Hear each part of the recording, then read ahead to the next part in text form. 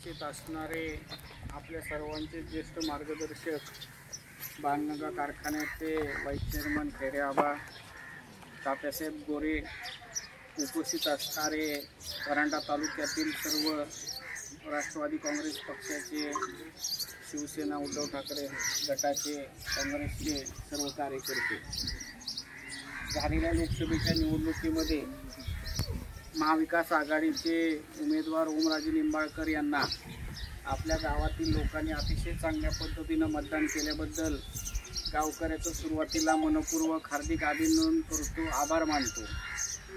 आज शेतातले कामाचे दिवस असताना सुद्धा आपण 11 वाजलेले असताना सुद्धा इथं मोठ्या संख्येने उपस्थित आहात, त्याबद्दल देखील आभार मानतो।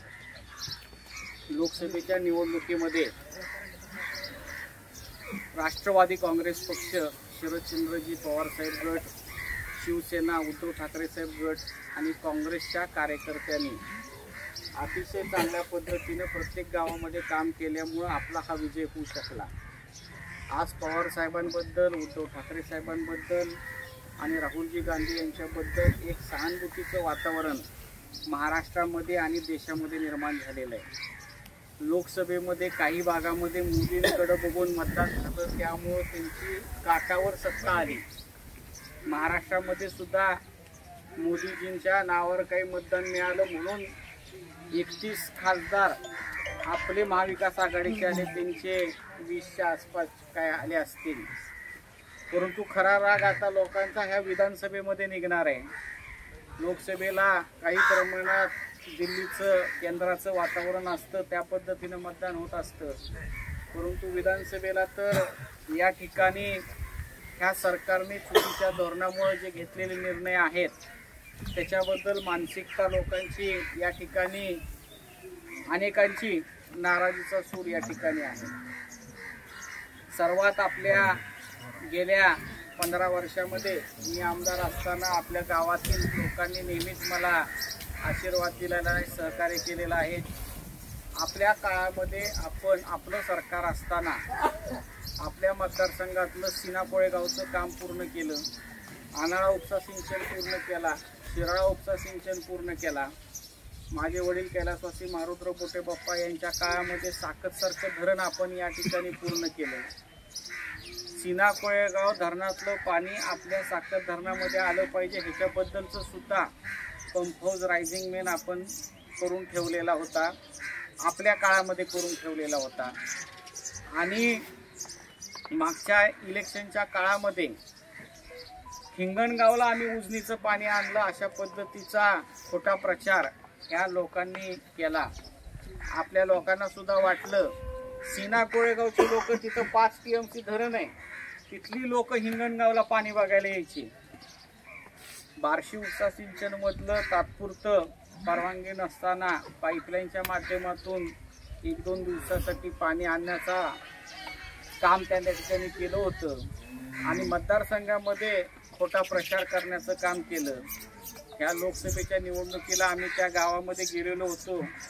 हिंगणगावच्या लोकांना म्हटलं तुमचं तर मागच्या इलेक्शनलाच भागलंय, उजनीचं पाणी तुम्हाला मिळालंय, परंतु भाषण झाल्यानंतर त्यांनी आम्हाला सांगितलं की ह्या विरोधी पक्षाच्या लोकांनी आम्हाला इलेक्शन पुरतं फसवलेलं आहे आणि एक थेंब सुद्धा पाणी आम्हाला ह्या बार्शी उपसा सिंचनचा उजनीचा मिळाला नाही, ह्याची त्या गावामध्ये गेल्यानंतर आम्हाला प्रचिती आली।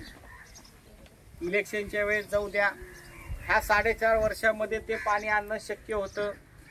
आम्ही त्यावेळेस म्हणत होतो की एखादी योजना राबवायची असेल, तुमच्याकडे पैसे असले म्हणून ती योजना राबवता येत नसते, सरकारची परवानगी घ्यावी लागते, त्याच्या सर्व प्रक्रिया पूर्ण कराव्या लागतात, तरच ते पाणी आपल्याला या ठिकाणी घेता येतं। आसूला सुद्धा तेच झालं। ऐन इलेक्शनच्या वेळेस शिराळा उपसा सिंचनचं पाणी तलावात सोडलं, मग 5 वर्ष परत हे पाणी आसूला का आलं नाही, कारण त्याला अधिकृत परवानगी नव्हती। तेच आपल्या बार्शी उपसा सिंचनचा अधिकृत परवानगी इलेक्शनच्या वेळेस त्यांनी आणली नाही। आज 8 वर्षापासून तानाजी सावंत आमदार आहेत, ही 5 वर्ष सोडून द्या, मागे 3 वर्ष बी ते आमदार होते, 8 वर्ष सत्तेमध्ये, तरी सुद्धा हे बार्शी उपसा सिंचनच्या माध्यमातून आपल्या मतदारसंघामध्ये पाणी आलं पाहिजे, आपल्या तुमच्या तलावामध्ये पाणी आलं पाहिजे चांदणीच्या, ही आपल्या लोकांनी जी मागणी होती ती 4.5 वर्षामध्ये सुद्धा त्यांनी पूर्ण केलेली नाही. आता लोकसभेचं इलेक्शन लागलेलं होतं, गेल्या वेळेस लोकांनी पाणी आलं म्हणून त्यांना मतदान केलं, लोकांना दिशाभूल त्यांनी काम केलेलं होतं. तशीच दिशाभूल लोकसभेच्या अगोदर करण्याचा त्यांनी घाट घातला होता. आता दुसरी शक्कल लढवली, सोलापूरच्या बॉर्डरवर म्हणाले उजनीचं पाणी आलं आणि लोकांना बघायला तिथं नेलं. बरं झालं त्यांनी नेलं, तोंडी सांगितलं असतं तर लोकांना काही खरं खोटं कळालं नसतं. तिथं गेल्यानंतर आपल्या हुशार लोकांना लक्षात आलंय की तानाजी सावंत पालकमंत्री पाणी न आलेल्या पाण्याचं जलपूजनाचा कार्यक्रम त्यांनी त्या ठिकाणी ठेवलेला होता. त्यामुळे सगळ्या गोष्टी आता उघड्या झाल्यात. सोशल मीडिया आहे, कुणाला काही खरं, मी जरी काही खोटं सांगितलं तरी लोकांना लगेच कळतंय. त्यामुळं आपण जे काम केलेलं आहे ते शाश्वत काम केलंय, खातूर मातूर काम केलेलं नाही, मलमपट्टी लावण्याचं काम केलेलं नाही. जिथं तलाव आपण केली तिथं भविष्यात 50 वर्षांनी सुद्धा पाणी साठा राहणार आहे, त्याचा फायदा शेतकऱ्यांना होणार आहे. परंतु ह्यांनी काय करायचं, कुठल्या तरी गावामध्ये जायचं, नदी नाला 8-10 किलोमीटर त्या गावामध्ये असते, कुठंतरी 200-400 किलोमीटर त्या ठिकाणी नदी नाला उकरायचं काम करायचं. 1 वर्ष बी पाणी साठत नाही त्यामध्ये, दुसऱ्या वर्षी गाळ त्या नदीतलं तिथं अडकतो. परंतु आम्ही तुमच्यासाठी काहीतरी केलं आणि स्वतःच्या खिशातून केलं हे दाखवण्याचा केविळवाणी ते प्रयत्न करतात. आणि त्याच कामाचं परत 6 महिन्यांनी सरकारच्या माध्यमातून बिलं काढतात. ह्याच्याबद्दलची चौकशी त्या ठिकाणी चालू आहे, लवकरच त्याचा देखील भांडाफोड होणार आहे. त्यामुळं एकीकडे खिशातून केलं म्हणायचं, दुसरीकडे सरकारच्या माध्यमातून त्याचे पैसे काढायचे, असल्या पद्धतीचं कामं ही करतायत. बरं, आपण जे केलेलं आहे त्या पाण्याचा फायदा पुढच्या 50 वर्षामध्ये मिळणार आहे.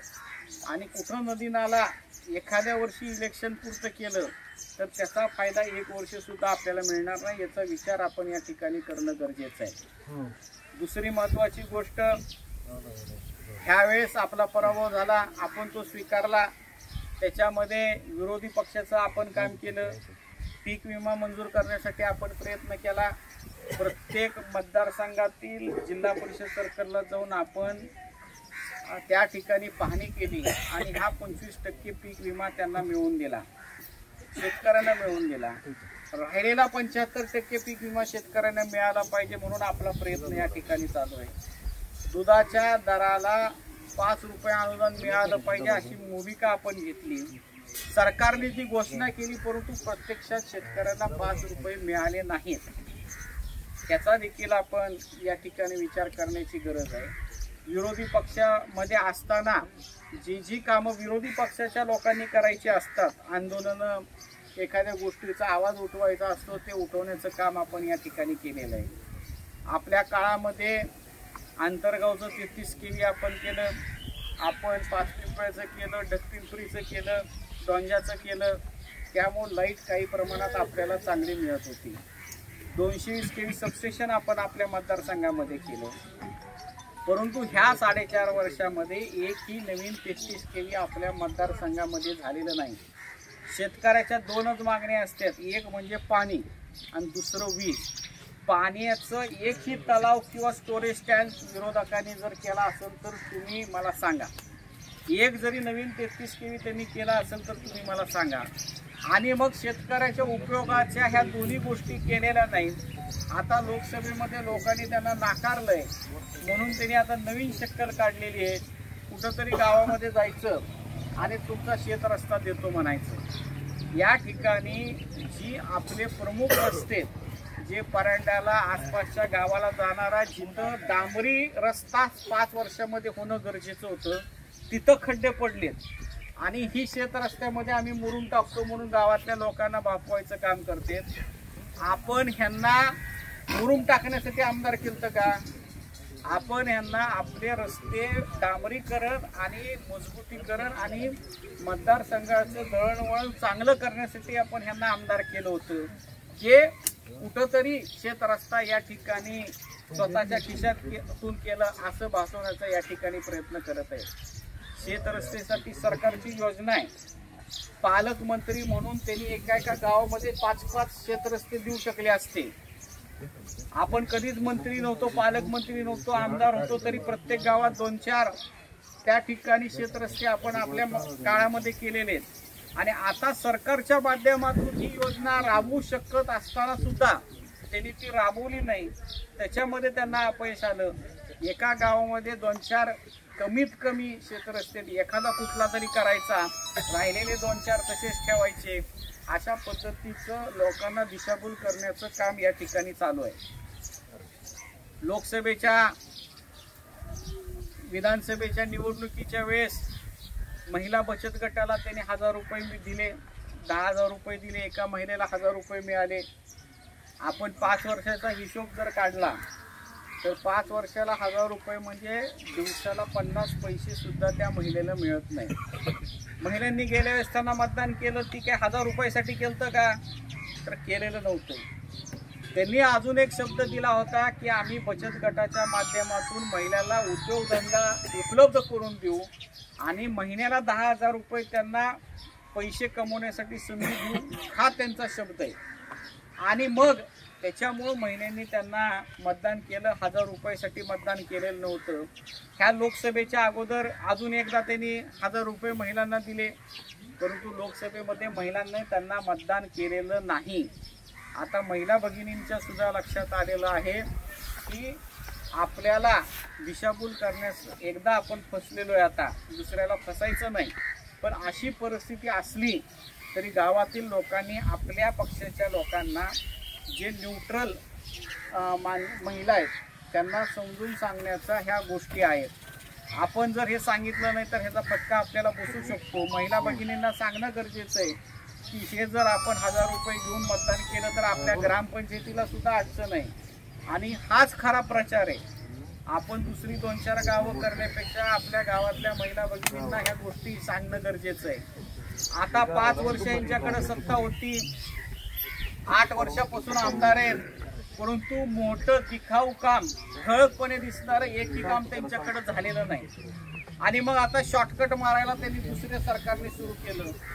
त्यांनी काय केलं तर महिलांना आम्ही 1,500 रुपये या ठिकाणी देणार आहोत, मुख्यमंत्री लाडकी योजनेच्या माध्यमातून देणार आहोत. महिला भगिनींना 1,500 रुपये दिले, चांगली गोष्ट आहे. परंतु आपण महिला भगिनींना या ठिकाणी सांगणं गरजेचं आहे की हे सरकार फक्त 1 महिन्यासाठी तुम्हाला हे 1,500 रुपये इलेक्शनसाठी देणार आहे. खरंच त्यांना प्रेम असतं तर 5 वर्षापासून त्यांनी महिला भगिनींना ही योजना चालू केली असती. 5 वर्ष महिला भगिनींना 1,500 महिन्याला मिळाले असते तर गोष्ट वेगळी होती. परंतु आता आचारसंहिता आलंय महिन्यावर. एखादी पगारीसाठी तुम्ही या ठिकाणी ह्या सरकारवर विश्वास ठेवू नका. ह्या गोष्टी आपण या ठिकाणी सांगणं गरजेचं आहे. महाविकास आघाडीचं सरकार आल्यानंतर ह्याच महिला भगिनींना आपण 3,000 रुपये कायमस्वरूपी त्यांना अनुदान या ठिकाणी सुरू करणार आहोत. हे देखील मी तुम्हाला या कार्यक्रमाच्या निमित्तानं सांगतो. फक्त महिलांना नाही तर पुरुषांना आणि तरुणांना सुद्धा 3,000. फक्त महिलांना पैसे देऊन भागणारे का तरुणांना का द्यायचं नाही, त्यांना सुद्धा आपण ही योजना लागू केली पाहिजे. अशा पद्धतीचं महाविकास आघाडी आपल्या जाहीरनाम्यामध्ये ह्या सर्व गोष्टी प्रसिद्ध करणार आहे. दुसरा सगळ्यात महत्त्वाचा विषय म्हणजे गेल्या 15 वर्ष आपण आपलं काम पाहिलेलं आहे. ह्या 5 वर्षामध्ये लोकांना वाटलं जरा बदल करून बघूया काय फरक पडतोय, काय बदल झाला. आता तुमच्या लक्षात आला असेल, मला तुम्हाला भेटायचं असेल तर तुम्ही 1-2 दिवसात 5 मिनिटात मला फोन करू शकता, भेटू शकता, काम करून घेऊ शकता. निवडून दिलेल्या आमदाराकडं काम करून घ्यायचं तर लांब राहिलं, फक्त तुमच्या गावातल्या लोकांनी त्यांना भेटून दाखवा. भेट झाली तरी मोठी गोष्ट आहे. पुण्याला गेलं तरी भेट होत नाही, मुंबईला गेलं तरी भेट होत नाही. मी पैशाच्या जीवावर सगळ्यांना विकत घेऊ शकतो, हा जो त्यांच्या मनामध्ये भ्रम निर्माण झालाय भूमपरांडा वाशीबद्दल, हा लोकसभेच्या निवडणुकीमध्ये आता भ्रम फुटलेला आहे. परंतु तरी सुद्धा आपण सावध राहणं गरजेचं आहे. या इलेक्शनमध्ये उद्धव ठाकरे साहेब आपली युती आहे, पक्ष जो निर्णय घेतील त्या पद्धतीनं आपल्याला महाविकास आघाडीच्या उमेदवाराचं काम करायचंय, महाविकास आघाडीचा आमदार असेल, सरकार असेल, आपल्याला त्यांना निवडून आणायचंय। उद्धव ठाकरे गट आणि आपण एकत्र असताना काय पोझिशन मतदानाची प्रत्येक गावामध्ये होती हे आपल्या सर्वांना माहिती झालेलं आहे। त्यामुळे ह्या सगळ्या गोष्टीचा आपण विचार करावा। मराठा आरक्षणाच्या संदर्भात आपण मूक मोर्चाच्या कार्यक्रमाला 5 वर्षापूर्वी गेलो होतो, तुमच्या उस्मावच्या कार्यक्रमाला गेलो होतो, आंतरवलीच्या कार्यक्रमाला 2-4% सुद्धा माझे आमदार गेलेले नव्हते। पहिला कार्यक्रम मनोजदादा जरांगे पाटील साहेबाचा, त्याला सुद्धा आपण उपस्थित होतो। अधिवेशनामध्ये मराठा आरक्षणाचा प्रश्न आपण मांडलाय आणि आता सुद्धा परवा उस्मावच्या कार्यक्रमाला गेलेलो होतो। एकीकडं ह्या आरक्षणाला आपण प्रत्येक वेळेस सहभागी आहोत, परंतु आपण निवडून दिलेल्या आमदारांनी काय केलं? आरक्षण मागणाऱ्या मराठा समाजाला तुम्हाला आत्ताच आमचं सरकार आल्यावर आरक्षणाची खाज लागली का, अशा पद्धतीचं खालच्या लेवलचं स्टेटमेंट समाजाचं अपमान करणारं आणि मराठा समाजाच्या लोकांचं त्या ठिकाणी कमीपणा आणण्याचं स्टेटमेंट त्या ठिकाणी केलेलं आहे। एका स्टेटमेंटवर थांबले का ते? परत त्याच भाषणात म्हणाले ह्या ब्राह्मण मुख्यमंत्र्याकडूनच मराठ्याची डोळी भरायची, काय गरज आहे का त्यांना असं बोलायची? ज्यांना आपण दैवत मानतो ते मनोजदादा जरांगे पाटील यांना एकेरी उल्लेख केला, तर शब्द सुद्धा भाषणात आपण बोलणं उचित नाही। सगळेजण त्यांना दैवत मानतात, आदराने बोलतात आणि तुम्ही त्यांना एकेरी उल्लेख करता, काय गरज आहे का? ह्या सर्व गोष्टींचा आपण विचार करण्याची गरज आहे। मराठा आरक्षणाची तर आपण विधानसभेमध्ये प्रश्न मांडला, परंतु धनगर समाजाला सुद्धा आरक्षण मिळालं पाहिजे म्हणून 2018 साली आपण आमदार असताना ही प्रश्न विधानसभेमध्ये मांडलेला होता। पुढं भविष्यामध्ये सुद्धा जी आपल्या गावातली कामं असतील ती करण्यासाठी आम्ही प्रयत्नशील राहणार आहोत। जास्त लांबलचक न बोलता सकाळची दुपार असताना सुद्धा शेतातली कामं असताना सुद्धा आपण सर्वजण इथं उपस्थित राहिला त्याबद्दल आपले आभार मानतो आणि 2 शब्द संपवतो। धन्यवाद।